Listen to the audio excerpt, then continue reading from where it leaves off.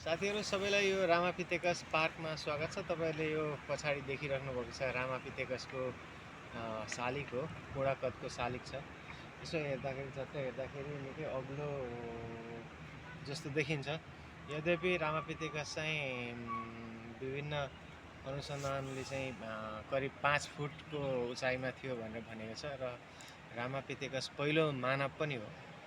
फेरि रामापितेकसको उत्पत्ति कहाँदेखि आयो भन्ने सन्दर्भमा चाहिँ रामापितेकसहरू होमिनिड जातको प्राइमेट भन्छ अङ्ग्रेजीमा। त्यो भनेको भनौँ न यो जस्तै चिम्पान्जीहरू गोरिल्लाहरूको वर्गसँग मिल्दो खालको जातिबाट आएको हो भनिन्छ। र रामापितेकस पहिलो चोटि चाहिँ यो अफ्रिकाबाट सुरु भए पनि एसियाको यो नेपाल लगायतका साउथ एसियाको देशहरू भारतसम्म पनि यो पाइँदो रहेछ त्यो बेला नै भनेर एउटा प्रमाण चाहिँ के छ भने यो बुटवलको तिनाउ नदीको किनारमा यसको बङ्गारा फेला परेको थियो। त्यसकै आधारमा यो तिनाउको किनारमा रामापितेकस पार्क यहाँ बनेको छ।